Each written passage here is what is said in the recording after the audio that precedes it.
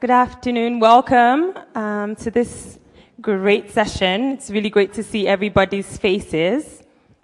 As you can see, the title of the session is Comprehensive Sexuality Education, Time to Put Evidence of Impact into Practice. And we really got a great set of panelists with us today who are going to talk about how we can put it into practice.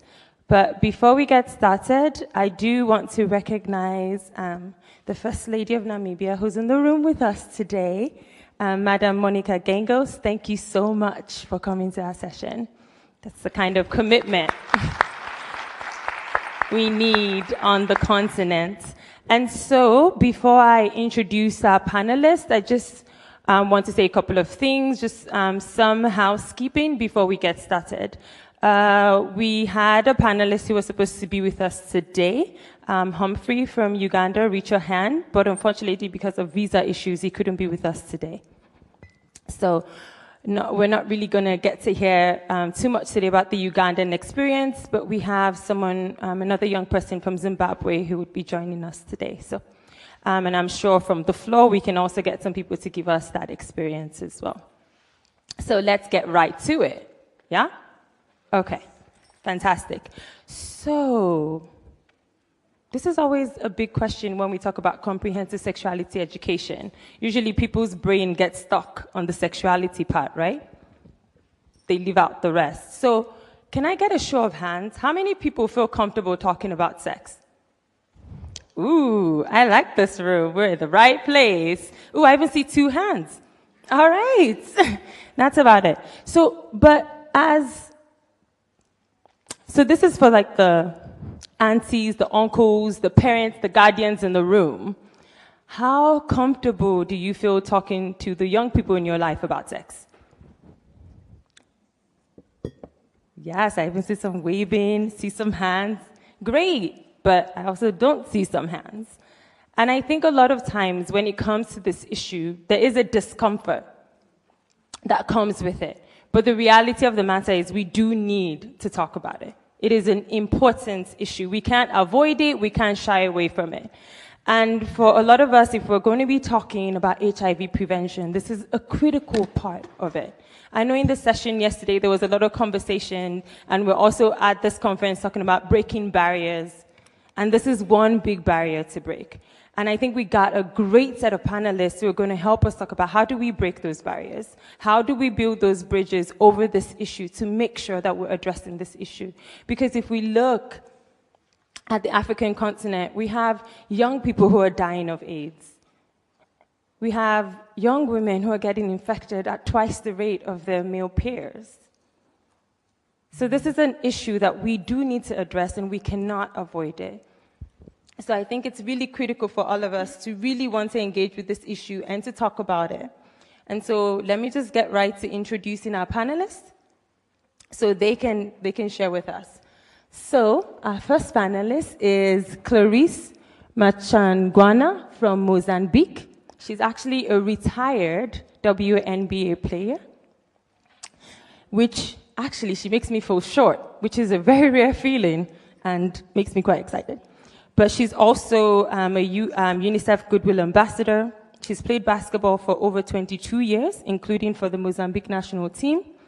She got her start through a basketball scholarship in the US, where she majored in criminal justice.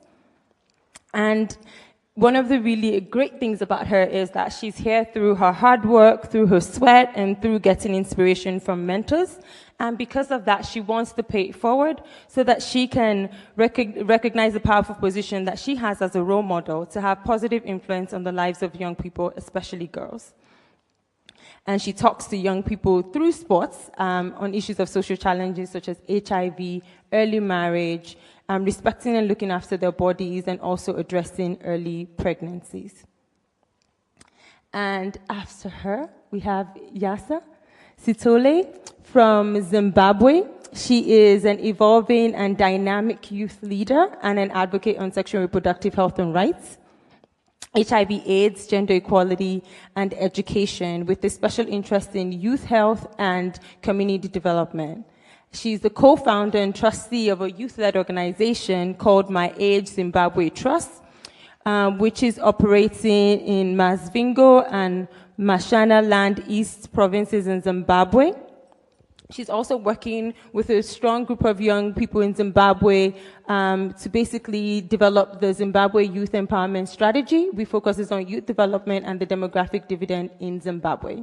She's also a ready-to-lead national trainer and a member of the African Youth Network. And right next to her, we're really excited to have Sanit Stinka. She is the permanent secretary within the Ministry of Education, Arts and Culture in the Republic of Namibia. She used to be the director of education at district levels. She was also a full-time life skills teacher while also working as a senior school counselor. And she's lived her passion strongly advocating for the needs of the vulnerable and for youth empowerment. And she's made very significant contributions in the successful implementation of inclusive education and through her active support, resource mobilization, sexual health, HIV and AIDS awareness raising and training. And through that, she's engaged thousands of teachers and learning on these issues. And she continues to build strong and meaningful networks with donors, development partners, and is a firm advocate for the implementation of CSC for in-school and out-of-school youth. Right? And right next to her, we have Patricia. And Patricia is an education specialist. She holds a doctorate in education policy from the University of Pretoria in South Africa. And she also got her master's in the Netherlands. So she's in a very familiar place right now. She has extensive experience working and providing technical expertise for policy and program development for the health and education sectors, including on school health, HIV/AIDS, sexual and reproductive health, gender-based violence, and comprehensive sexuality education. Her work in recent years has focused on scaling up comprehensive sexuality education in Eastern and South African region. And she's currently UNESCO's regional AIDS advisor for Eastern and South Africa, where she has been the lead person on the region's ministerial commitment process, which secured a political commitment to scaling up sexual and reproductive health education and services for young people in Eastern and Southern Africa. And the last but not the least is Father JP, who's also the only man on our panel. Aren't you very proud? We have a panel full of women and a man. He's an Anglican priest, born in Namibia, and now works for the Church of Sweden. He's one of the founding members of Inorella. He helped set up the network secretariat and directed the development of SAVE, which is known as Safer Practices, access to treatment, voluntary counseling and testing, as well as empowerment prevention methodology. His work continues to focus on addressing vulnerabilities to HIV, particularly the effect of inadequate age-appropriate sex and sexuality education. Can you please give a round of applause for all the panelists?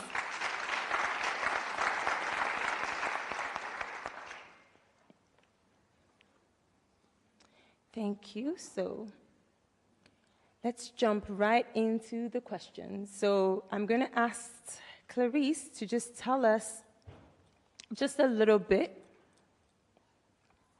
about, in her experience, learning about sexuality in Mozambique. What did you think were the barriers you faced then? And what do you think are the barriers now? Thank you for the opportunity. Back then, the challenge was that, first of all, it was not in school curriculum. So you could not learn it in school. And also, at least my parents, is not an issue that they learned from their parents to talk to them. Therefore, they did not approach it with us. You would learn from a friend, from hearsay, and therefore you'd be at risk of whatever information they would know. And also in the researches that I've done, I learned that back then, which is almost 3 decades ago when I was a teenager, that the average age in which a girl would start sexual relations was at 13, while boys were 15, and almost 29% of the girls that would give birth, the complications were 29% of the girls, because they were so young and the ages was under 20. So those were the challenges, that there was not a school curriculum. You would not approach it with a parent because they didn't learn how to, you didn't know how to approach, and therefore you were almost in the dark. Today, I still believe that there's not such a communication with parents, or if there is very little. But maybe young girls now have access to internet and they will learn even maybe too far than what they should learn. We still don't have a curriculum that looks 20 years further down, and therefore most of the girls are left to a teacher that may be more inclined to talk about it, but is not mandatory to talk about it. And also the challenge is that most of them are not capacitated to approach to young kids.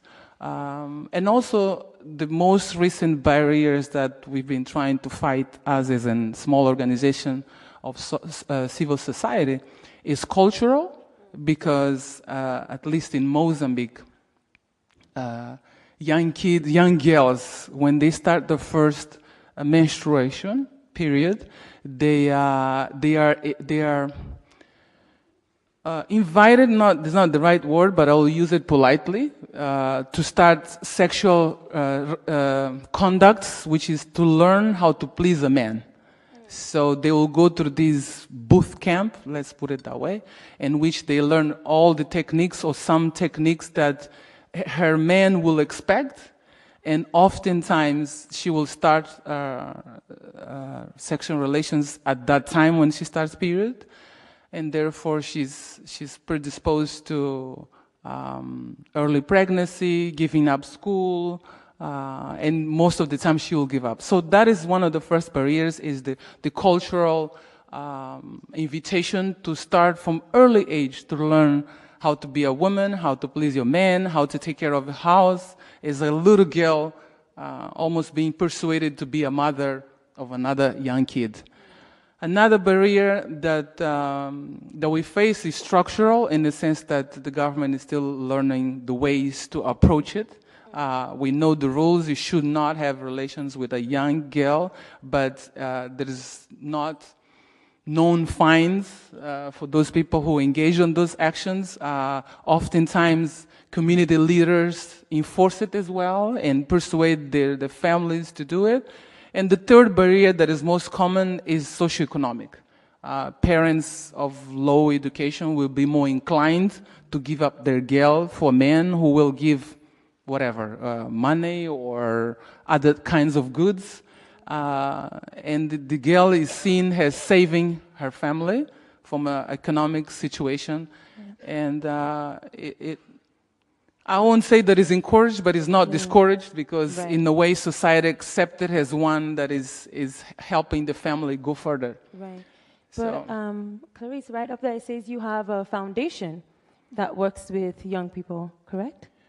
Yes, one of the advantages of having been an athlete is that I have a platform that in a way influences positively young kids. Yeah. So I use that platform and I use the sport as a vehicle to disseminate more information, which is all the information that can face the challenges that youth face, and we can walk together into a solution. And most important of all is for youth to understand that the power comes from within, rather than us continue to be a country or a generation that is always asking for help, which is most of the time is money. So when you get money, you'll ask for more money rather than learn how to get these solutions. So our foundation, in the smallest version that we try to teach kids through sports that the values that you learn in the sports field, you have to apply in the real life, which is discipline, determination, positive competition, respect for the other, willingness to dare to dream. All of those things that you learn in a sports scenario, you have to apply in real life. So when you teach a girl to have self-esteem, she will love her body, she will respect herself, and she'll be willing to go outside of the reality that she sees in her own world. So that is what we try to do. And our focus is 3 areas, which they are the ones that made me the woman that I am: education, health, and sports. In this sense, because we try to empower a lot of young kids. We don't teach the sport, but we show the benefits of the sport, and we use it as a vehicle to mobilize. And also, being a known person in Mozambique, what I try to do is to get other social influencers that are not necessarily sport-related. They could be musicians, actors. So if a young kid admires that person and hears that person talking about a subject that is important to her, she will be more willing to listen. So it's just using positive social influencers to spread the message and give a face to whatever cause we're fighting for. If it's comprehensive sexual education, if it is HIV, if it is early pregnancies, early marriages, we give a face that believes in it, and we try to mobilize youth to follow a face that they admire, rather than talk abstractly. They think it's almost like stigma. It's your problem. So if they see it as something that is not related to them, it's easier to be indifferent. Ignore it as it's other people's problems. Yeah. So it is a small way, an innovative way, but at least it's a step towards trying to get youth together and understand that they have to be the drivers of their own future.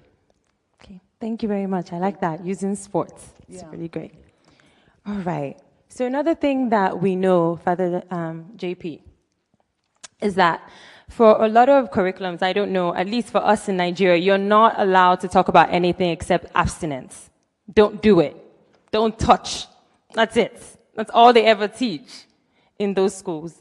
And I think we also avoid using the word condoms or talking about any kind of contraceptives. So if somebody says, don't use condoms, it makes them promiscuous, God doesn't like that, how would you answer that as somebody of faith? How would you address those kind of questions, those kind of comments, and say, we don't want them to teach our kids those kind of things. We don't want it in schools. I don't want my daughter coming home and telling me she got a condom. Just launched for. Is it working? Okay. Thank you. Thanks for the question. And I think that when we speak about condoms particularly, it's really good to be able to use language which is also... Is the mic working? I think the mic is not liking condoms. Huh? I get that impression as well.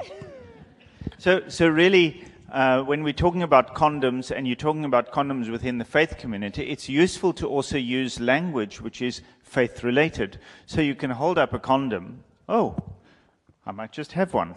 Oh.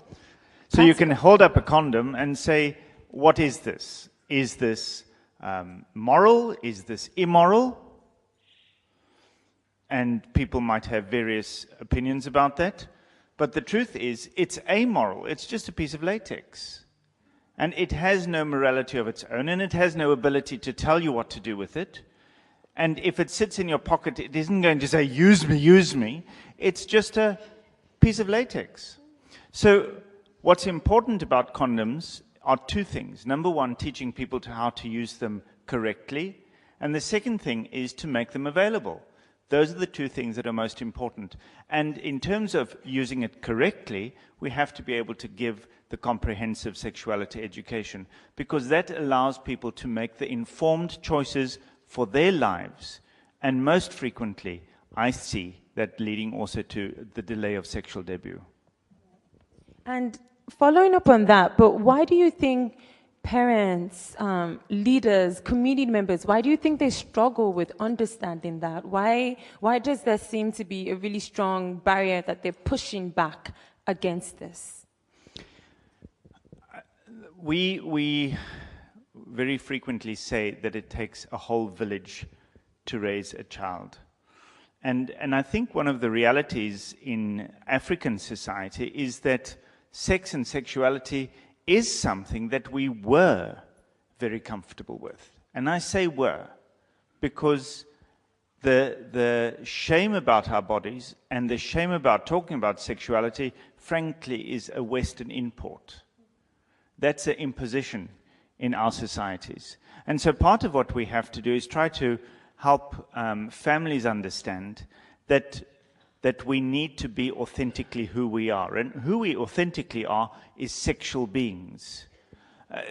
That's the one thing that we have in common. We are all sexual beings. And sex isn't just about intercourse. Sex is about the whole of our lives. It's about vulnerability. And when we're talking about HIV, it's about making informed choices.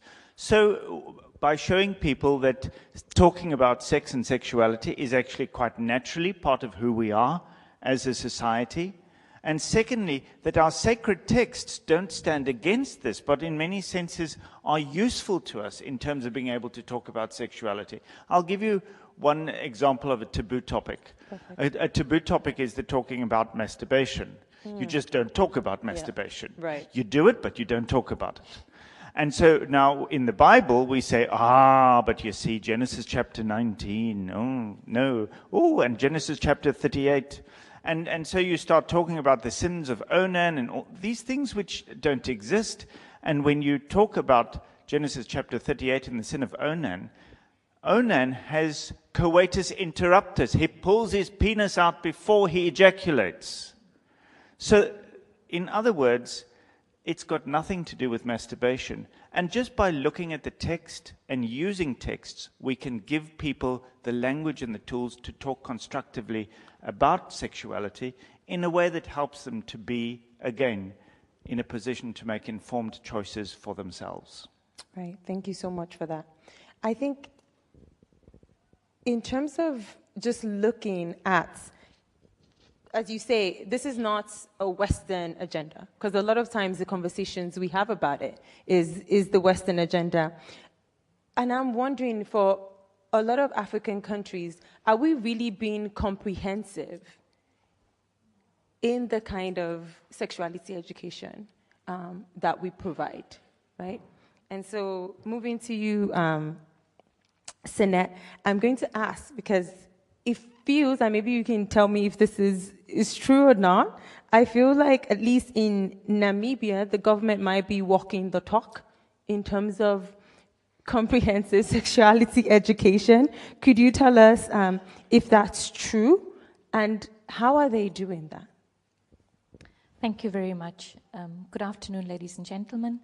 I think first and foremost, we need to recognize that Namibia has got a very good policy framework in place that underscores the importance of comprehensive sexuality education. And we do it for a reason. We are a very, our population is, we have 2.2 million people in Namibia. And 66% of that population are among the youth younger than 30 years. We have 61% of female and between the ages of 15 and 24, and 51 in the same age group not having comprehensive sexuality knowledge around HIV and AIDS. And that is why there are specific frameworks in place. We have just recently, we have launched the 5-year plan, which is spearheaded and championed by our Minister of Health, who's also in the room, on prevention. That is our national response on AIDS, our strategic framework for the next 5 years. Except for that, there are various laws and policies in place. I want to share just one, for example, the whole issue around, we have a lot of unintended pregnancies. It's also something that we struggle with in Namibia. 19% of our girls between the ages of 15 and 24 end up being pregnant. And there are various factors for them being pregnant. One of the factors is an early sexual debut, mostly by coercion, forced sexual intercourse. So we have a teenage prevention and management learner pregnancy policy in place. In the past, a child had to go out of school for 1 year before entering back into school. Now, a child can give birth, a doctor can certify that the child is well, or the teenager is well, and that the baby is, will be taken good care of, and then the child is integrated back into the system. But let me talk about government commitment just very briefly in terms of finances. Of the national budget, we have at least 11% of our national budget goes to health, for health purposes, and 23% of our budget, 6% of our GDP, goes into education. Wow. So that is critical. The integration of comprehensive sexuality education was important for Namibia, and we have done that working in close collaboration with our development partners, with the civil society organizations, and then taking the lead as government, making the commitment for the integration. We've got full-time life skills teachers and full-time life skills sessions focusing specifically also on comprehensive sexuality education. Wow, that's pretty impressive. Right? Yeah, somebody's clapping. I want to clap. I mean, I have to go back to Nigeria and tell them that Namibia, like a population of 2 million, at least only 4% of our budget is on health. I mean, that's like pennies compared to what you're spending. That's amazing. But I think what I also want to ask is, when you say comprehensive sexuality education, in the Namibian context, what does that mean? What is inside the curriculum, this framework that exists? What are the things that actually students are learning? Comprehensive sexuality education for us is much more than diseases and reproduction, etc. There's the huge aspect of tolerance, human rights education that we are forgetting. That's very, very critical, accepting a person for who he or she is. The issue of discrimination, stigma, all that is being addressed in the comprehensive sexuality education guidelines, which we have also adopted of late. We've worked also with development partners, and the technical guide of UNESCO is available. We've used what we found culturally acceptable, age appropriate, and relevant for our country. And we were busy in the past 5 years with our curriculum reform, and we're now just at the stage where just to give you an example, where we also include other factors such as bullying, which is very systemic, gender-based violence, gender equality, all that aspects. So it's very holistic for us. It's not just very narrow as it was in the past, just sexuality education. Okay, sorry. And just one more question, just to even go in deeper. Is it integrated into a course, or is it a standalone? First and foremost, let me also say, in terms of comprehensive sexuality education, it's integrated in 2 subjects, biology and environmental studies, but it's also standing alone as part of the life skills curriculum from grade 4 up to grade 12. So it's a standalone, and we've got full-time life skills teachers who are trained, very well in the aspects of course, there's still a lot of taboos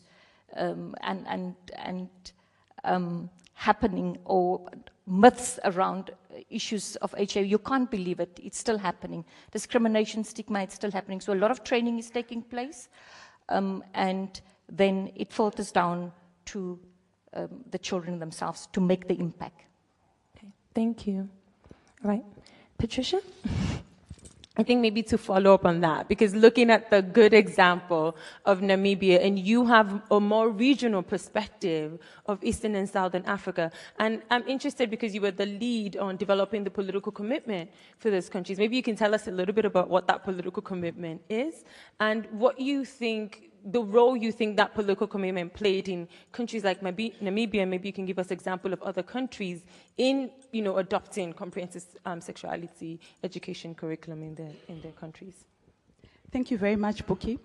As you know, 20 countries endorsed the ESSA commitment on 7 December 2013 in Cape Town. I think what happened is the ground in the region was really ready for such a commitment, with really high rates of new HIV infections amongst young people, high teenage pregnancy rates, and In the region itself, there was recognition at the highest levels with, first ladies really acknowledging the challenges that we're facing young people. So when the partners worked and built up the momentum for ministers to come together and commit, I think the ground was ready. I remember, in a meeting in those early years, probably in 2012, in a meeting in Zambia, where one school headmistress was talking about 50 pregnancies in her school in that first term of the year. So for a lot of countries, these issues, these challenges facing young people became the entry points for talking about comprehensive sexuality education. And I think there was the recognition that the life skills education that countries were providing was not really equipping young people to go beyond the knowledge to the skills that would help them, reduce risk and adopt more positive behaviors. So I think the comprehensive sexuality education through the ESSA commitment really came at the right time. But also having that endorsement at the highest political level helped the technical level to move the agenda forward. I mean, you've heard that comprehensive sexuality education, and you know that it's a politically sensitive issue. So by getting the principals to say, we commit to making this a reality in our countries, we commit to making this a reality in our schools, and we commit to work closely with ministries of health, it really made the technicians have the sign off, the enabling environment for them to be able to move forward.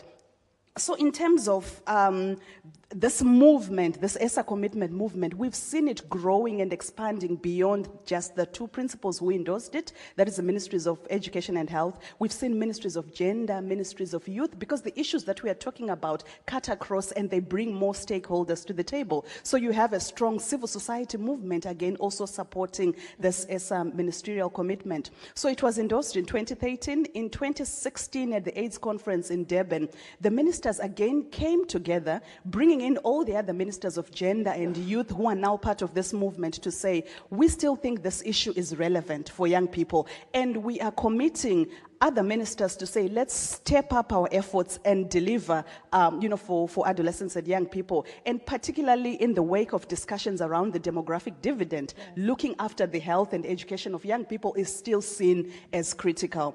So in terms of whether or not the ESSA commitment has made a difference on the ground, perhaps Sanet will be the right person to talk to you about that in terms of what's happening on the ground. But what I can say is that we've seen an opening up of the discourse around comprehensive sexuality education. Countries are talking about it.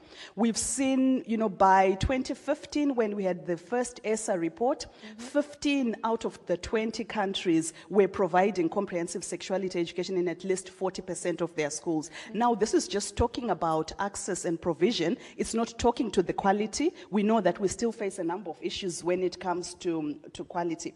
And then the ESSA commitment also partners worked with countries to develop a regional accountability framework, which is a framework that helps countries track progress. And we've seen, there are two sets of targets, 2015 targets and 2020 targets. What we've seen now is a lot of efforts towards addressing those 2020 targets. We've seen a lot of, focus on the policy and legislative framework as a start to address some of those issues. So we've seen a focus in the region around policies on prevention and management of learner pregnancy. That's a big issue in the region at the moment. We've seen a focus on, child marriage, gender-based violence, but also looking at and understanding that these issues are not issues for just one sector. So what's happening at country level is you've seen the discussions opening up and saying, as ministries of education, what role do we play in reducing an early and unintended pregnancy? But who else needs to be at the table to make this a reality for young people? Same for child marriage, same for gender-based violence. So we've really seen the conversation and the working together, and I hope a more efficient use of resources if ministries are starting to come together and plan together so that we are not duplicating what the other person is doing, but we are working jointly around it.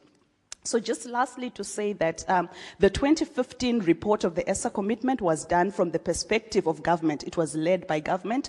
In 2017, civil society movement said, we also want to produce a report from our own perspective, because civil society felt that perhaps the government report didn't really capture the work that civil society does around providing CSE and services. So we have a report out, the 2017 ESSA commitment report, which has been led from the perspective of civil society. Okay. Thank you so much for that. That's really interesting. So now, a lot of times when we talk about comprehensive sexuality education, we kind of leave the young people out of it, right? We think of the parents are worried about it, religious leaders don't want it, the government doesn't think it's too political, we shouldn't address this. But really, we can't talk about comprehensive sexuality education without bringing in young people. And not only young people in school, because when we talk about it, it's the curriculum. But there are also a lot of young people who are not in school, who are out of school. But I think what I want to ask you, Yasa, is when we're even talking about it in school or out of school, a lot of the times we're focused on sexuality, and as Father JP said, we talk a lot about it, about sexual intercourse. We don't talk about the, other things around it in terms of the personal, the emotional, the societal, the cultural forces that shape the way we choose to live our lives and the decisions that we make. And I'm wondering, from your perspective, how do we capture that? How do we engage young people? How do we reach them with this information?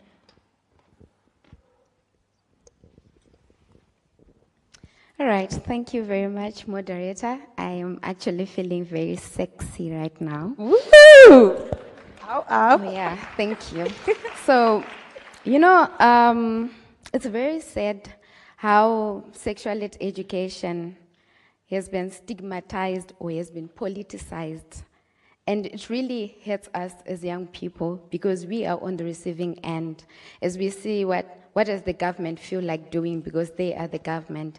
What does religion say and what does culture say? But at the end of the day, this is our sexuality and it has something to do with us because that's how we are living. Sexuality education goes beyond having a penis or a vagina, or making sure that the penis gets in the vagina, or either way, whatever happens. But this has got to do with how we live our lives every day as young people. So, it is very sad that mostly in our African countries, except for a few, I would like to acknowledge the government of Namibia. Really, thank you for being a pace setter in delivering comprehensive sexuality education. And I do hope most countries can also follow suit, because the challenge that we're facing right now is there are a lot of gray areas in terms of delivering sexuality education. The people who are sitting down to draft the implementation of sexuality education are drafting what they want, not what young people want. And it is very sad that you find out that young people are not involved as part of the pen holders, because we do have the international guidelines at international level. We also have guidelines even at regional level that can determine how to deliver sexuality education to young people. But the sad story is that when it comes to country level, the way it is being delivered, the way it is being implemented, does not speak to the needs of young people.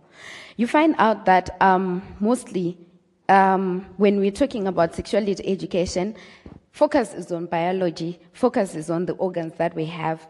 Issues of relationships are left out. Issues of how do we manage issues of culture versus morality, issues of religion versus morality, issues of how, as young people, we can be able to enjoy our sexual and reproductive health and rights are completely left out. Issues of tolerance, issues of partner intimate violence are also left out, because when the people are drafting, the governments, when they sit down to draft, they really omit some things because they feel, well, young people don't need this. But at the same time, we've been crying out. We've been saying this out, that this is what we need. And I do appreciate that when these guidelines were set, even at international level, consultations were done for young people. We have an international consultation right now on our comprehensive sexuality education, in the Comprehensive Sexuality Education Hub, which seeks to find out information from young people on what exactly do they want to have, what kind of information do we want, how do we want sexuality education to be delivered to us as young people. Then picking up on the issue of youth out of school, so much focus has been on the youth in school. But it's not every young person who has had the opportunity to be in school. What are we doing about that young woman who is a child bride, who has been taken out of the school system and taken to be somebody's wife? How are we ensuring that That young person who cannot speak the main language of that country, which could either be English, French, or Portuguese, is coming from an indigenous community, is a migrant in that community, is got access to comprehensive sexuality education. So, you know, we are very diverse as young people, and I think I do appreciate as well that the effort has been much on youth in school, but I also think we need to start also look back, retrace our steps and say, how many right now, if I may even pose the question to Patricia, to say, I think as far as I still remember with my engagements with the ESA commitment, I think there was only Zambia who had comprehensive sexuality education started for youth out of school. I am not sure right now if most of the countries, the 20 countries who have affirmed the ESA commitment now have something to implement. So we would really love to see sexuality education standing on its own, having its own feet in face. That way it cannot just be brushed under the carpet and say, oh, well, we do sexuality education for youth out of school, but then it's under, well, when you do HIV and AIDS education, because HIV and AIDS can be a standalone on its own, because we are talking about the issue of epidemiology and diseases. But when we look at sexuality education, it encompasses everything. So as young people, we can really play a very crucial role in being the part of the team that has got the pen to write what we want, to translate all these policies and commitments into realities. We can also play a role in mobilizing. So this comes on to the issue of how, or have you ever invested in capacity of youth-led organizations and networks to deliver sexuality education for youth out of school, focusing on a peer-to-peer approach? There is nothing in this world, trust me, that is going to make an impact than peer-to-peer approach. And how do we do that? We have to support young people to deliver sexuality education. And young people, we can also then play a role, which I think we've been doing, which I'm doing right now, holding our governments accountable. But besides holding governments and all the partners that are delivering sexuality education, we also want to be involved in making sure that our peers out there, the young people who are out of school, also have access to comprehensive sexuality education. You know, sometimes I also get a bit nervous and the sexiness goes out of me, it flies out of me when I think of the word culturally relevant. Because in most cases, sometimes culture is actually standing as a barrier to sexuality education. Because what culture determines in our societies is proving to be actually the opposite of what we as young people want from sexuality education. Reverend gave a good example when we talk about issues of condom. Most of our cultures say sex out of marriage is a taboo. It's not even supposed to be done. But hey, do my hormones even know that? They don't. They don't. And I really wish I could pinch myself and say, please, hormones, chill down, chill down. Culture does not want you to have sex before you are married, but it's impossible. So we really have to define, you know, to really redefine how we are going to say culturally relevant, because it is the same culture that we are trying to fight. It is the same culture that we are trying to change to make sure that young people access comprehensive sexuality education. Thank you. All right, thank you. I think there was a lot of truth in that, huh? Were you guys feeling it? I was feeling it, yeah? Yeah, I felt like she made some really, really important points. So I think that part now takes us to, well, how do we do it? You know, how do we actually make it a reality? How do we make sexuality education, how do we make it sexy? Because at the end of the day, what we want from it, right, is for young people to be able to make informed decision, which means they have to change some of the things that they know. They actually have to change behaviors. They have to change attitudes. And I'm wondering, I can start with Clarice. Maybe you might want to share from your experience of working with young people in how do they receive that information? And do you feel like, based on the way you're even providing it through sports, that they're making changes in their lives, or they're actually developing better attitudes even towards sex or even towards their bodies? Are they hearing the message that you're giving them? Well, it's not an easy subject, obviously, because you're talking to kids who go home and they live in home a different world than what you say when you are with them. But I think there are a few things that... You wanted to say something? I believe that the start of empowering a young kid is self-esteem. Without self-esteem, anything that you say may come and go or may stick, but we have to teach our kids to love themselves, to own their bodies and their minds, because when they love themselves, they're willing to go further, to search for more information, to dare to dream, and therefore to be willing to sacrifice. After the self-esteem, you then give them a platform, and like she was saying, they have to be involved in the decisions, they have to be involved in all the making that it will benefit themselves, rather than have adults or older people telling them what to do. So those are the two things. And oftentimes, it is empowering them with information that allows them to make smart decisions, smart choices. Because everything that we're saying and imposing on them, if it does not come from them, it loses the track of where they want to go.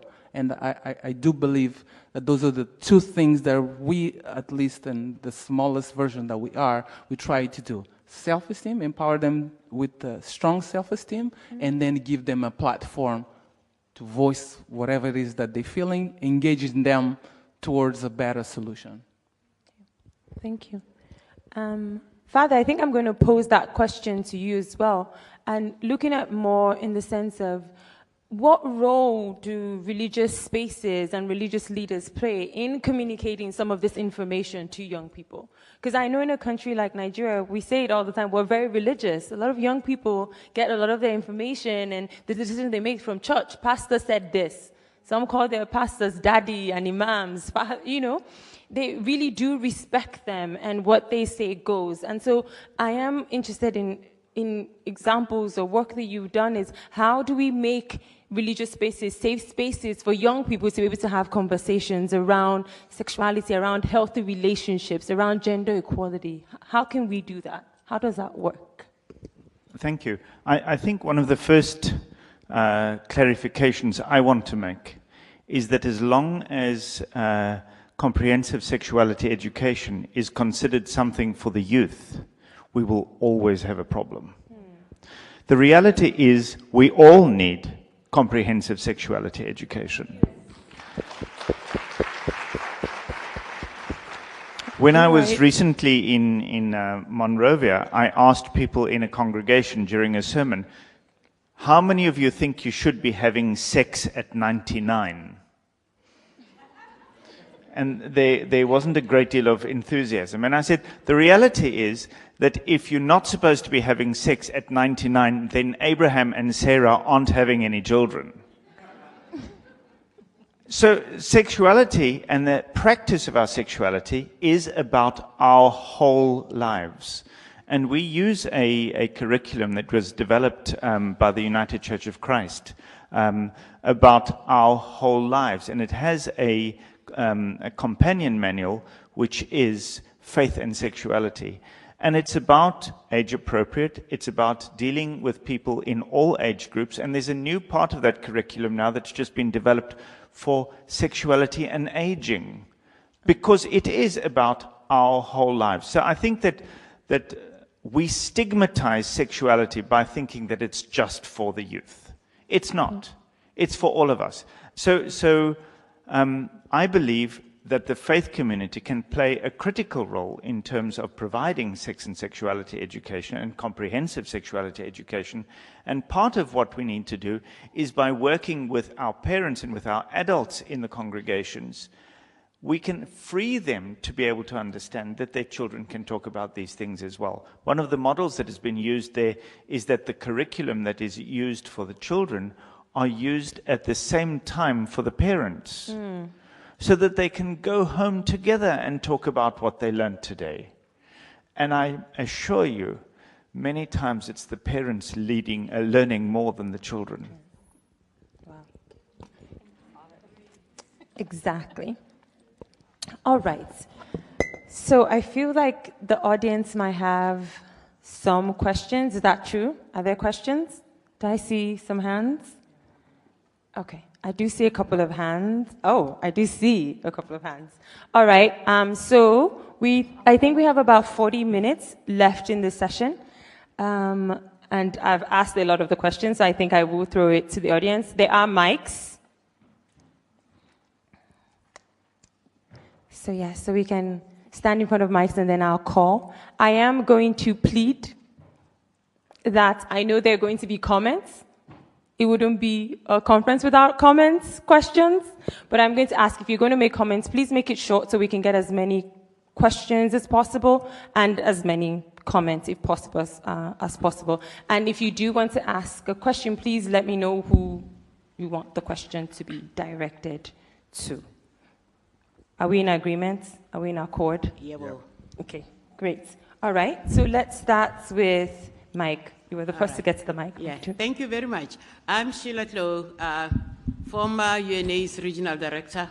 I'm the mother of the ESA commitment. Ah. Yeah, so I'm proud of everybody here. Yeah. But my disappointment is when we get to New York, where we have to now deal with other countries, and the issue of comprehensive sexuality education is always put down. So my question is to Patricia, when are we going to have sexy people like her get over there and tell those people in New York that comprehensive sexuality education is alive and well in Eastern and Southern Africa, and we don't have a problem with the word comprehensive? Because that's usually, you know, the real issue. So it's really that. I would like to really not be bothered by New York people because they've been bothering us for a long time. Yeah. I agree. I like that question. Yeah, thank you. Thank you. All right. We'll take 3 questions for each round. Yeah. Yes. Hi, everyone. Thank you. This is Amrita. I am a trans rights activist. I'm from India and also the secretary of IRGT, the International Trans Reference Group on HIV, and also working with Solidarity and Action Against HIV Infection in India. So I have one question and one comment. The questions to the panelists are, what are the different strategies you have adopted to go to the school level to talk about more LGBT issues and gender and sexuality, because comprehensive sexuality education doesn't mean to know only about sex or sexual health. It's also should include the knowledge or information about different gender identity and different sexual orientation. And also one comment, that is an example actually what I have on my organization had adapted. We have given trainings to different educational institutes, colleges, universities and school, not only for the students but also for the teachers. Because if you have to reach to the students, you have to reach to the teachers. And those actually, we started with sexual health related issues or general health related issues, and slowly we moved around alternatives, gender identity or alternative sexual education. And the problem I have found that they don't have information about people like us. So that actually, lead them to make fun of them, discriminate them. Because when I made them, they were telling like, ma'am, we are very sorry that we had very, wrong impression about your community. We are thinking that you guys are do only sex work and don't have to do in the society. But when you are here out with us about your talent, about the activities you are doing, then we are feeling more humble to get in touch with you. And then I told them that, yes, you have to give me a promise that you love me. And there are like more than 400 students I was addressing. And I told them that you have to give me a promise that tomorrow when another Amrita will take an admission in your school, you will talk with the same respect and dignity, the same respect and dignity you are giving me to.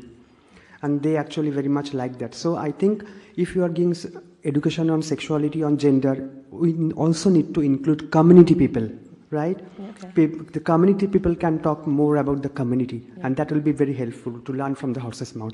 Okay. Thank you. Thank you. Thank you for that. That was really useful. Number 3, can we get that? Yeah, thank you very much. Listen, I think this is excellent, and I congratulate you all for some amazing work and really moving this agenda forward.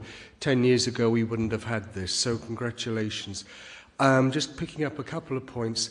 that issue about using the word dignity. I'd really like to see dignity being much more included in the lexicon when it comes to talking about sexuality, because it is about building self-esteem, self-dignifying, respecting one's body in a very healthy way. So I think that's got to form the discussion. I'd also like to say as well that it's great to have the policy, we need that, upstream work. But again, just, listening to you there, how are we actually going to realistically create the space for that young voice, which is going to determine that's where it starts, that's where it finishes. And I think that we need to do a lot more practical thinking on the tools, the strategies, the how are we actually going to hear that voice and how are we going to protect that space and respect that space. Thank you. Thank you. Sorry, is it going to be a comment or a question? Question. Okay, go for it so we can include it. My question, Tariq Labmash, Lebanon. My question is for the father, pastor, not sure. What you're talking about was amazing. I wish we had this back home in our churches. But from what you explained as an activist, it raised one of my concerns. Is this service comprehensive, and does it include LGBTIQ children? Okay. Thank you. All right, so can we get some answers to that round of questions, if you can? And so, Patricia? Oh, you want to start with Father? Okay. Well, so I get to answer the last question first. Yes. Thank you. Yes, it does. And it speaks about the diversity of sexuality, but usually it only starts looking at that diversity at age group 12. So there is an age-appropriate aspect to it, and the levels of information that you get at different stages vary.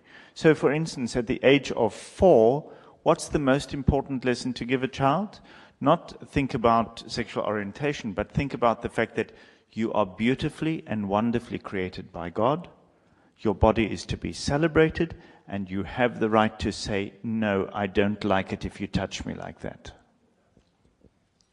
Yes. Yes.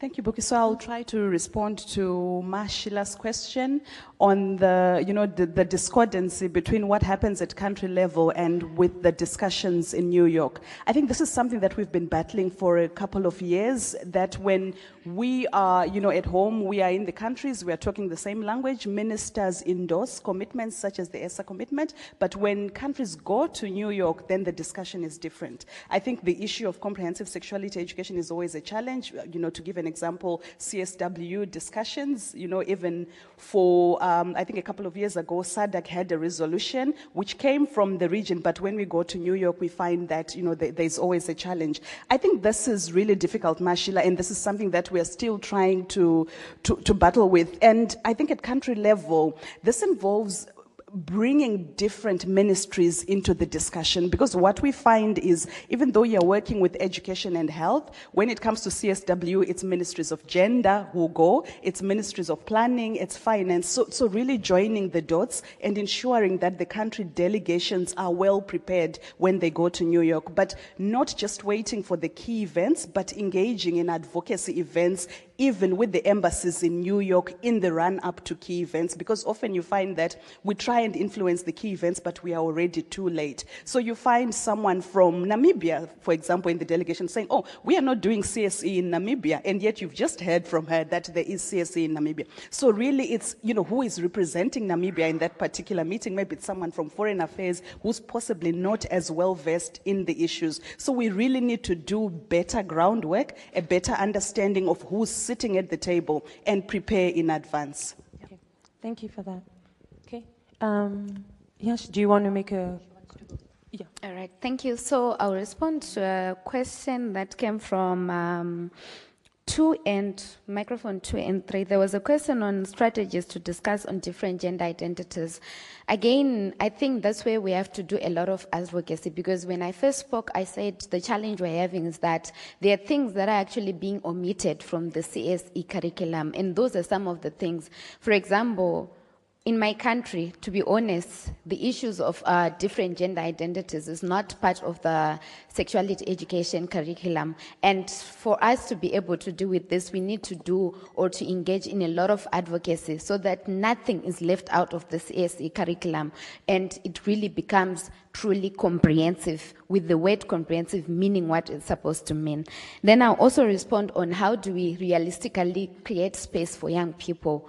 We are all coming from different countries right now, but you should also take it up upon yourself to say, who are the young people in my country? Who are the advocates? Who are the young leaders in my country that I can capacitate with information, that I can partner with information to do advocacy on comprehensive sexuality education? Because sometimes we are there as young people, but not every young person has got an opportunity like mine right now to be on this table and to air out my views. But I'm appealing to all of the people who are in this room right now to say, as you go back to your countries, go and involve the young people you have left behind at home so that they also get engaged in these spaces. This is how you can create space for young people to make a voice.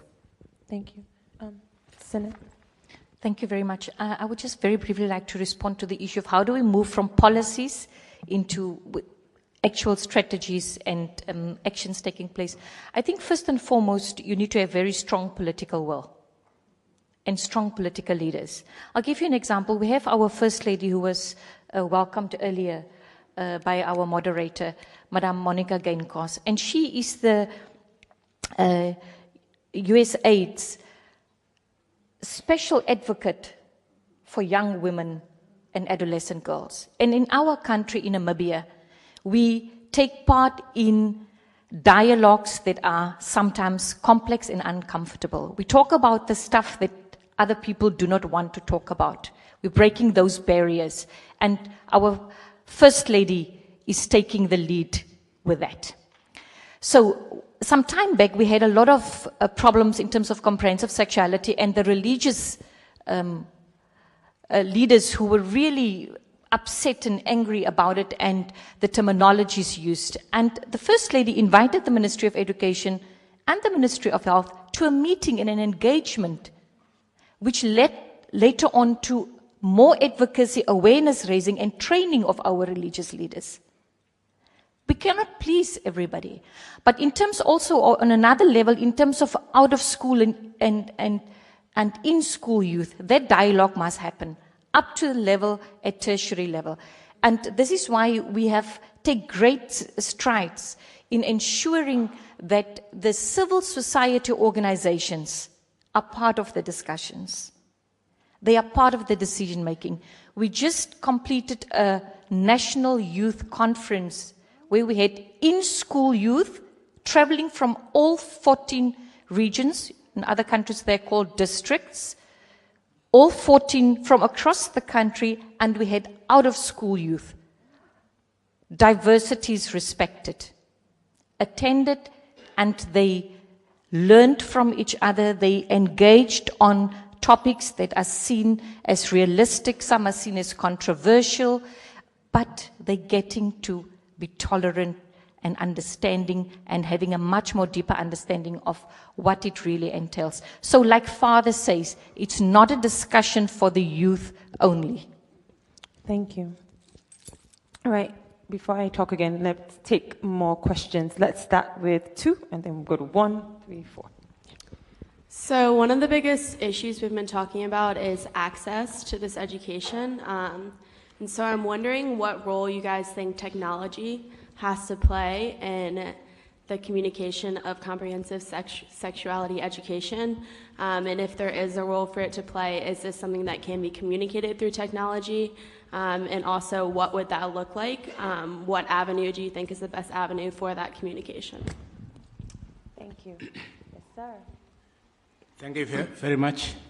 I'm Danny from Zimbabwe. We've realized over time that there's so much to present, especially to the vulnerable children and young women and adolescents. However, the majority of them are out of school, and in many cases, they don't get the support. I think we need to critically think of ways of engaging them wherever they are found, some in the streets, and so much. What we have as well realized is what I might call the type of education which is within our region, Southern Africa, which is more like Eurocentric, which, when I look at this, I mean exam-centered type of education. And if it is seen within the schools or informal education system, and if a program is seen not being examinable at the end, there is not much commitment to it. And we have as well realized that coming up with an updated curriculum or a new curriculum, there is an over-assumption on the capacity of the people within the communities to deliver. There is need, if possible, to have adequate resources to capacitate those to deliver the CSE curriculum, especially when we look at the school setting. People think so much about the teachers that they know, and they know it all. In such a situation, there's needed to be trained so that they are able to deliver. This calls for political will to drive this, what we see as an important aspect of sexuality. Thank you. Thank you. Number 3. Hi, I'm Liam. I'm from the United Kingdom. I work for the Terence Higgins Trust. We're an HIV NGO. Last week, the UK government announced that it will be making sexuality education compulsory in all schools in England, which we are obviously, it's great news. However, within that, the government have said that parents will still be able to withdraw their children from lessons up to the age of 15. It is currently 18, but they're reducing it to 15, but we still don't think that's good enough. It's clear that in terms of the rights of the child, young people have the right to access into information. So my question is, how can we frame the arguments around sexuality education as a children's rights issue and ensuring that children can get access to this, even if their parents are a bit cautious about them going into such lessons? Thank you. That's a tough question, brother. Okay. All right. Let's take... Wow, okay, there's 2 left. Is it a question or a comment? It's also the question. Okay, let's take it. No, thanks. I'm Solanga Mlambo from South Africa. I'm working for Section 27 and also an active member of Treatment Action Campaign and a member of SANAC, South African National AIDS Council. I'm directing my questions to all the panelists. I concur with the speakers that South Africa is one of the countries which came up with a comprehensive sexual education policy. The policy is there, but what I think is lacking is to make sure that there is a provision of condoms at schools. Because if you look or check on the media, you'll realize that there are a lot of videos that are spreading around where you see learners themselves are having sex inside the schoolyard or inside the classrooms. And if you go deeper and check the stats of South Africa, you will realize that the HIV prevalence has gone up among young people, more especially below 24. So I want to check from, more especially also from Namibia, which best practices that you can share with us that I can take and share with my colleague in South Africa that can make sure that also the provision of condoms are there at schools so that our learners, our kids, can have their own choice to use it or not to use it when they feel like to have sex. Because we like it or not, definitely sex is taking place inside the school, classrooms or schoolyard. So, and if our kids are not well educated and the condoms are not there, again, we are putting their lives on risk. So I want to check with Namibia if you provide these condoms at schools, and if not, what is it that you are doing to make sure that our kids are having an informed choice in terms of sexuality? Thanks. Okay, thank you. There's quite a few questions there. So, who would like to take the technology question? Patricia, you would. Maybe I can tackle a number of questions related to teachers that the capacity, yes, right? Yeah, okay. Yeah, including the one on technology. Technology, okay. Yeah. So one of the things that we've learned over the years with the experience of introducing comprehensive sexuality education is that when we make key decisions about where sexuality education is going to sit in our curriculum, we need to have all the stakeholders present. Because the decisions that we make in curriculum, for instance, is comprehensive sexuality education going to be standalone, or is it going to be integrated in a number of subjects, have an impact on teacher education. So if we say CSE is going to be integrated in 4 or so subject areas, what it means is for each grade you actually need to reach out all those teachers and train them. Now this has implications for teacher education, it has implications for our textbooks, it has implications for exams. There was a gentleman who asked the question on exams.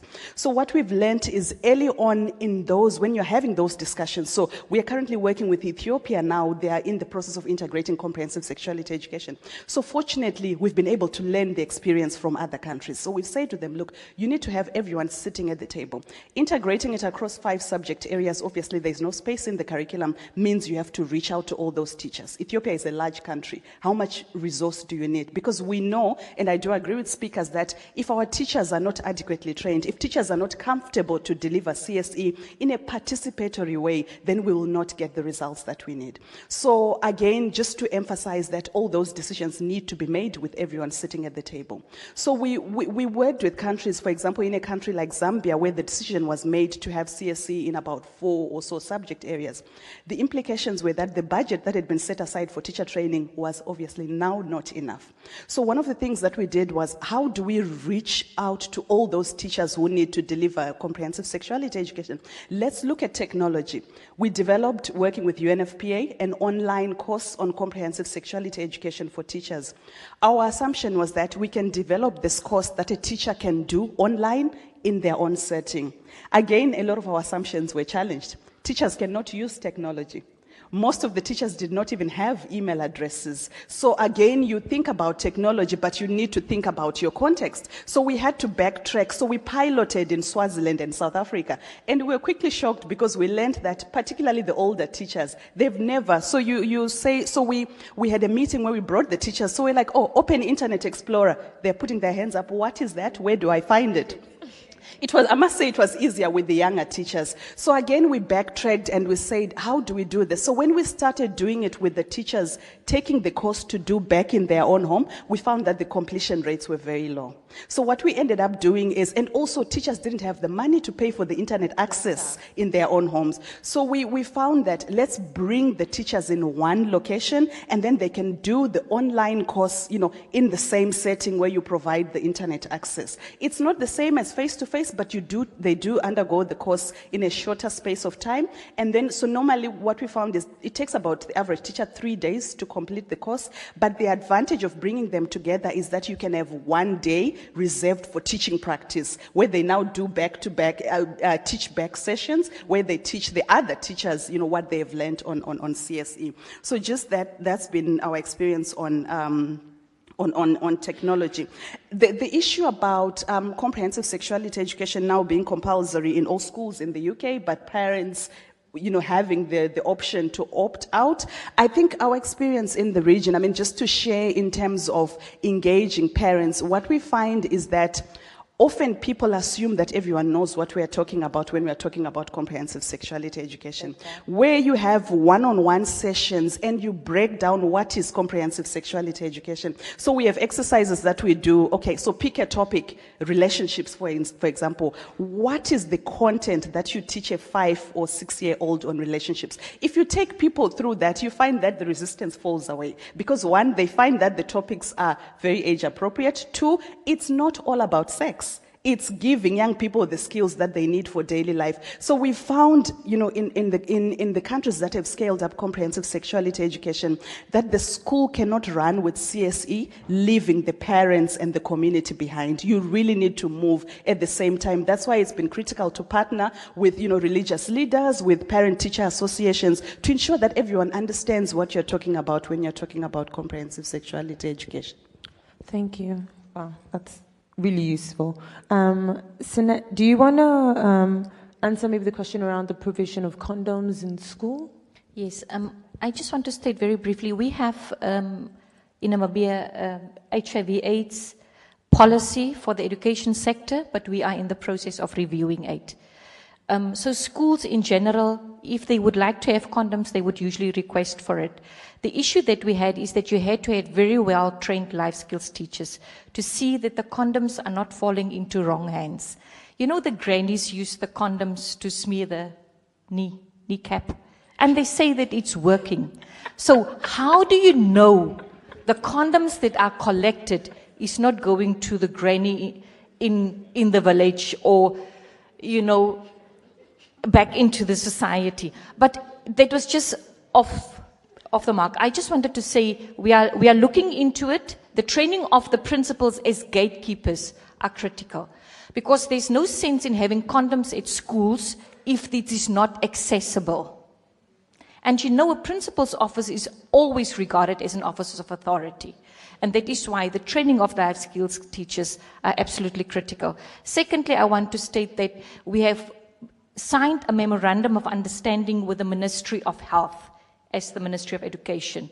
And we work in all the 14 regions and at national level, we've got a youth health task force, a school health task force, interministerial, and also our development partners, the UN family, as well as civil society who are on board. So as Patricia said, you can't just focus on the school in terms of condom distribution.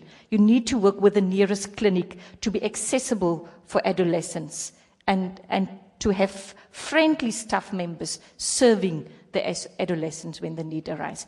But we are in the process of reviewing our policy, and we will then see how best to further make condoms more accessible to the youth that would want to have access to them for the right reasons. Thank you. I also actually just want to add to the conversation around technology as well. In Nigeria, when Global Fund was supporting training teachers on what our sexuality education is, which is family life and health and HIV education, one of the things they did, and we did as an organization, Education as a Vaccine, was help come up with the EFLHE curriculum, which parents and teachers and all could access on their computer. At that time, it was because we were using cyber cafes. So teachers could easily go to a cyber cafe and download the curriculum and be able to use it. And then we created a counterpart for young people as well. And now that mobile phones are becoming something, what we did was we got funding to be able to create apps with this information, but we didn't do it by ourselves. We used the curriculum. We brought together Ministry of Education, Ministry of Youth, development partners, other civil society, young people, to now use that information to create apps that they could download on their phone. But because we know data is an issue, what we made sure we could do was that once you get it, you could file share it with a friend. So you can just transfer it to a friend. Of course, because it's not school-based, we could put information on condoms and contraceptives and on menstrual health. And then what we now also did was create an app in which you can use to find youth-friendly services as well. But we did this in partnership with governments and talking to parents and things like that. So I think those kind of things are happening, and I think we need to find creative ways of working within the resources that we have to create technology products to be able to do that. And to also go with Patricia's idea in terms of how do we create a narrative to get parents to understand. One of the issues we found in Nigeria is that when parents hear sexuality education, they think you're talking about masturbation. And that's what you're teaching their children in schools. So for us, what is really important is really saying, what is sexuality education? What do we have on ground? What is actually being taught in schools? And really clarifying the myths and misconceptions around it. And I think that's really, really important, is that if you want to create the narrative, you really do need to explain to people what it is so that they know what to do. Sorry, I know I'm the moderator, but I just wanted to add that. Thanks for giving me time. All right, number 1. Thank you very much. My name is Olga, and I am from Uganda. I wanted to add my voice to what Nyasha was saying. The challenges we're having is that we have a lot of young at heart working for the young people, speaking for the young people. So we always say we are young at heart, we are youth at heart, so we know what the issues of young people want. I wanted to say that, but besides that, I wanted to share with you just 3 interventions that we're having in Uganda that have really been helping us to reach out to young people. The first one is the whole school approach. This is a kind of initiative where you not only focus on teachers, but you look at everybody in the school environment, because teachers get transferred every now and again, teachers retire, teachers go to other schools, so it is really important to involve other members in the school communities, the head teachers, the nurses, the caretakers, even the kitchen staff, because you never know when a young person could be depressed and goes to the kitchen for a break.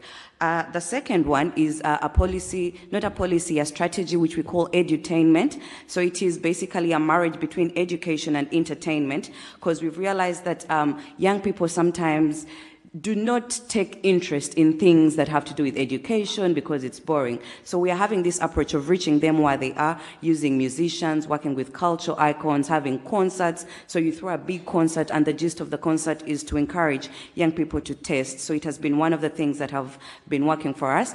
And lastly, we have what we call the Youth Connect initiative, which is funded by IPPF. This is basically where young people take advocacy to social media. They take advocacy to WhatsApp, to Facebook, to Twitter, and they produce videos of YouTube, and they have been able to engage with their peers. They are able to create an online community where young people are able to share. Thank you very much. Thank you. All right. Thanks. So I'm just going to say we have 8 minutes, and I still, want some quick thoughts, and we need to wrap up. So please make it quick. Thank you. Okay. My name is Ellen Mubanganda from Zambia, and I'm with National AIDS Council of Zambia. But I would like to add my voice to the fact that comprehensive sexuality education indeed matters. And for us, we have taken it a step further in that apart from the in-school and the out-of-school curriculum that has already been referred to that we have developed, we have said, how can we break the barrier of resistance in the community? And apart from working with religious leaders, we have brought to the table the young people, the school-going people and the out-of-school young people to the table with traditional leaders. Because as much as we are in a modern world, we need to break the barrier with the tradition leaders, and they have a high influence on the young people and the community. So we have done a program called Intergenerational Dialogue, where we bring the young people to the table with the policymakers, with the traditional leaders, with the religious leaders, to sit on one table and begin to share what are their experiences and how can they help this young person who is now living in this era of heightened child marriage, early and unintended pregnancies, HIV. How can they discuss and protect this young person? So for us, we have worked, Ministry of Health, Ministry of Gender, Ministry of General Education, Ministry of Youth and Sport, coordinated together by the National AIDS Council to bring these people together. And apart from that, the parliamentarians, they've also been brought on board, where we have discussions with them because they are the policymakers. So in order for CSC to really gain ground in Zambia, I think Patricia has mentioned a number of good practices, but we've gone further and we are working on a big program of intergenerational dialogues that will bring the people together. Thank you. Thank you. Good afternoon. My name is Roland Monash. I'm with Aflatoon International. Congratulations all with the fantastic achievement on the comprehensive sexual education. My question is probably for Ms. Steenkamp. Nyasha highlighted hormones. But there are also other reasons to engage in sexual activities as teenagers, economic reasons, for example. Clarice mentioned one of the building blocks is self-esteem. Young people need to have self-esteem. But they also need to have alternative ways to make a living in order to use the knowledge you raise on comprehensive sexual education. To what extent have you also adjusted your curriculum so that young people already during their adolescence can make alternative ways of money through savings, small young people's enterprises, etc., to give them the alternatives? Thank you. All right, okay. So I think that's a good question. Sinet, would you like to answer that? Are we still having other questions, or can I proceed? I think most of them were really comments. Okay. Well, in that case, yes, we've introduced entrepreneurship in our, I said we had a curriculum reform. Already 5 years ago, we introduced entrepreneurship as a subject. And this year, we are now at a stage where we are reviewing it at senior secondary level. So we have that integrated. The issue of hormones, yes, like I said, we still have a lot of unintended pregnancies that we're struggling with. And that is why the dialogue is so important with the youth. You also have high levels of dropout, and it's usually the girl child that drops out at a certain age group, either because of pregnancy or she would like to have make a living for herself, or early marriages, whatever the reason may be. So we have entrepreneurship as a subject, and the self-esteem boosting is really part of our curriculum, a very integral part of our curriculum.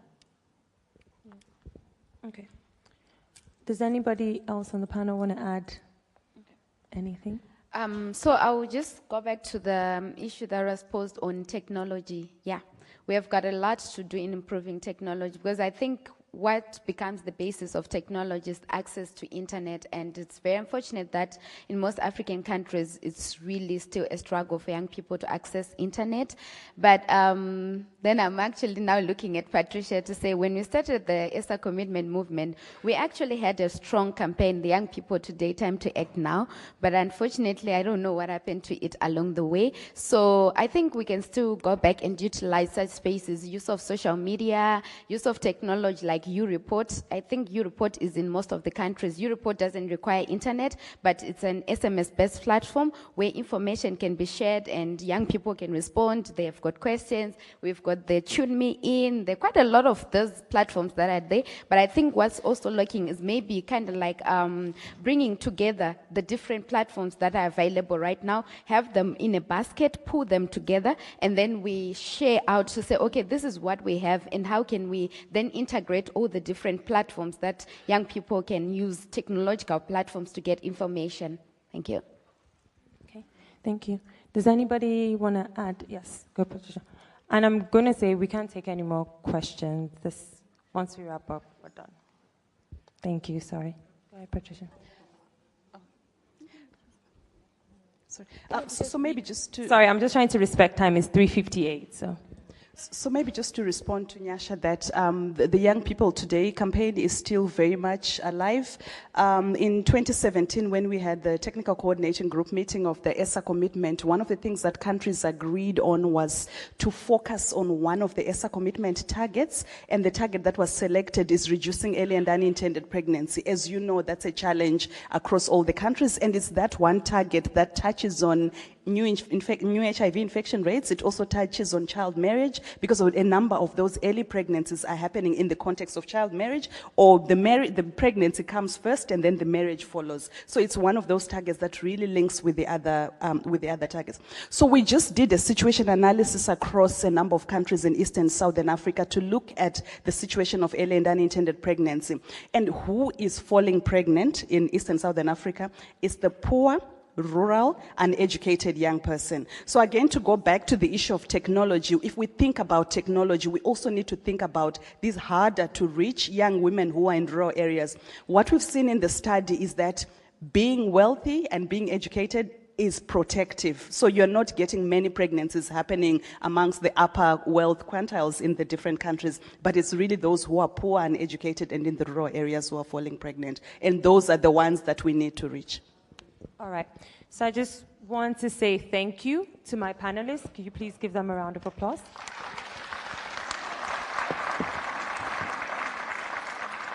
I know we never have enough time to have these conversations and to cover all of the issues, but I think they did a really good job of addressing so many different components of this issue. I hope if you catch them outside, you can have more conversations with them, and they'll be around for the rest of the week as well. But I do want to end by saying that I think everything we've been saying, everything we've been discussing really just goes back to a person-centered approach. Because we know that there are adolescents and young people in all of their diversities, and we also understand the life cycle approach. But at its core is that we want to recognize the rights of people to their bodies, to make informed decisions, to be able to live healthy lives, and to be able to make the kind of choices that protects them. And I think at the end of the day, that's what we all want, really, with this. So the hope is that through these conversations, we keep pushing for person-centered approaches to addressing these issues, and really making sure no one is left behind, no matter how old they are, how young, whatever their ages are, that we carry all of them along, no matter what their gender is, all of these issues, that at the end of the day, we really just recognize people for who they are. So thank you all for being a great audience. This was my first really big moderation, guys. So thank you. So yeah, you can also give yourselves a round of applause. So thanks, everybody.